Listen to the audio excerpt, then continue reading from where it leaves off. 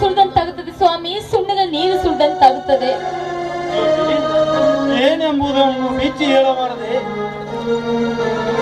ಸ್ವಾಮಿ. ನನ್ನ ಒಬ್ಬ ಅಣ್ಣ ಅಭಿಲಾಷ ಆಸ್ತಿಗೋಸ್ಕರ ಇನ್ನೊಬ್ಬ ಅಣ್ಣನ ಕೊಂದು ಜೈಲು ಪಾಲಾದ. ಮತ್ತೊಬ್ಬ ಅಣ್ಣ ಹುಬ್ಬಳ್ಳಿಯ ಸಿದ್ದಾರೂಢೇಶ್ವರ ಜಾತ್ರೆಯಲ್ಲಿ ಕಳೆದು ಹೋದ. ಅವತ್ತು ಕಳೆದು ಹೋದನು. ಇವತ್ತಿನವರೆಗೂ ಎಲ್ಲಿದ್ದಾನೋ ಹೇಗಿದ್ದಾನೋ ಒಂದು ಗೊತ್ತಿಲ್ಲ ಸ್ವಾಮಿ, ಒಂದು ಗೊತ್ತಿಲ್ಲ. ನಿನ್ನ ಬಾಳಿನಲ್ಲಿ ಮಾತ್ರ ಬಿರುಗಾಳಿ ಬೀಸಿದೆ ಎಂದು ನನ್ನ ಬಾಳಿನಲ್ಲಿ ಕೂಡ ಬಿರುಗಾಳಿ ಬೀಸಿದೆ. ಹಿಂದೆ ನನ್ನ ತಂಗಿಯನ್ನು ಆ ದನ ಪಿಸಾಚಿ ಧನರಾಜ್ ಸೀಲ ಗೆಳಿಸಿ ಕೊಲೆ ಮಾಡಿ ಬಾವಿಯಲ್ಲಿ ಬಿಸಾಕಿದ ಕೆಟ್ಟ ದನ ಪಿಸಾಚಿ. ನನ್ನ ತಂಗಿ ತಾನೇ ಬಾವಿಯಲ್ಲಿ ಬಿದ್ದು ಸತ್ತಳೆಂದು ಜನರಲ್ಲಿ ಅಪನಂಬಿಕೆ ಮೂಡಿಸಿದ ಸ್ವಾಮಿ. ಅಂತ ಕೆಟ್ಟ ಕೆಲಸ ಮಾಡಿದ ಆ ದ್ರೋಹಿನ ಯಾಕೆ ಸುಮ್ಮನೆ ಬಿಟ್ರಿ ನೀವು? ಸುಮ್ಮನೆ ಬಿಟ್ಟಿಲ್ಲ, ಅವನ ಮೇಲೆ ಕಂಪ್ಲೇಂಟ್ ಕೊಟ್ಟು ಅವನನ್ನು ಸೆರೆಮನೆಗೆ ಕಳಿಸಿದೆ. ಆದರೆ ಕೋರ್ಟಿನಲ್ಲಿ ಸುಳ್ಳು ಸಾಕ್ಷಿ ಸೃಷ್ಟಿಸಿ ನಾನೇ ಶ್ರೀಮಂತನೆಂದು ಸ್ವಚ್ಛನಿಂದ ಮೆರೆಯುತ್ತಿದ್ದಾನೆ ಆ ಧನಿಕ ಧನ.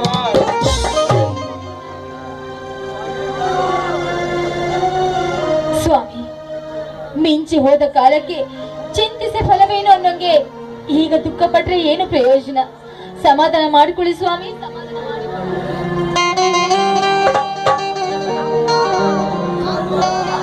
ಅಮ್ಮ ಏನ್ ಮಾಡ್ತಿರ್ರಿ? ಈಗ ಬಂದೇಕಲ್ಲ.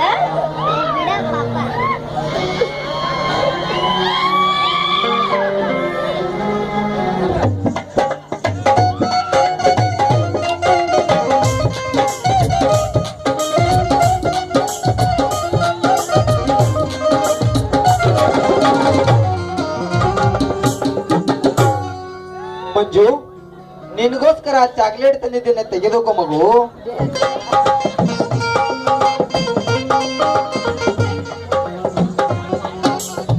ಆಯ್ತಪ್ಪ, ನೋಡು ಶಾಲೆಗೆ ಹೋಗಿ ಬೇಗ ಬಂದ್ಬಿಡ ಆಯ್ತಾ? ಅಮ್ಮ ಹೋಮ್ವರ್ಕ್ ಮಾಡಲು ಎಲ್ಲ ಮುಗಿದು ಹೋಗಿದೆ. ನನಗೆ ಬುಕ್ ಬೇಕು ಕೊಡಮ್ಮ. ಮಗು ಮಂಜು, ನಿನ್ನ ಚಿಕ್ಕಪ್ಪ ನಿನ್ನ ಇಷ್ಟದಂತೆ ಎಲ್ಲವನ್ನು ಕೊಡಿಸ್ತಾರಪ್ಪ. ನೀನು ಶಾಲೆಗೆ ಹೋಗಪ್ಪ. ಚಿಕ್ಕಪ್ಪ ಬುಕ್ ಪೆನ್ನು ಕೊಡಿಸಿ ನನ್ನನ್ನು ಶಾಲೆಯವರೆಗೆ ಬಿಟ್ಟು ಬಂದರೆ ನಾನು ಶಾಲೆಗೆ ಹೋಗ್ತೀನಿ ಚಿಕ್ಕಪ್ಪ. ಆಯ್ತು ಕಂದ, ನಿನ್ನ ಇಷ್ಟದಂತೆ ಎಲ್ಲವನ್ನೇ ಕೊಡಿಸುತ್ತೇನೆ, ನಡಿ ಹೋಗೋಣ.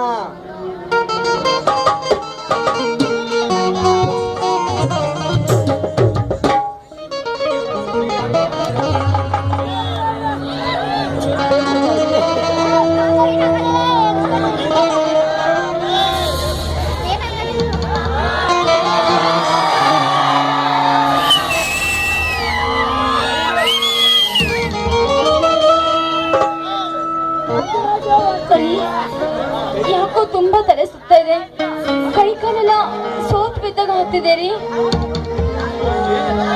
ಏನಾಗಿದೆ ಜ್ಯೋತಿ, ನಿನಗೆ ಏನಾಗಿದೆ?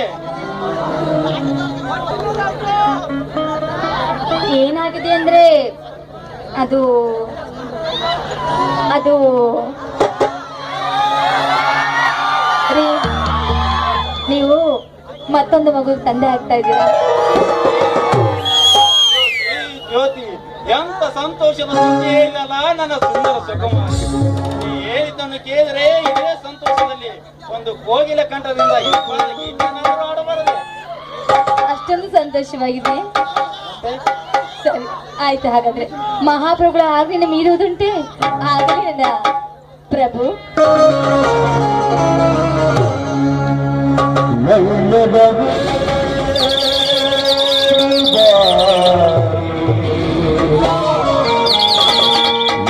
ಚಲುವೆ ಬಡಿ ಬಡಿ ಬಂದು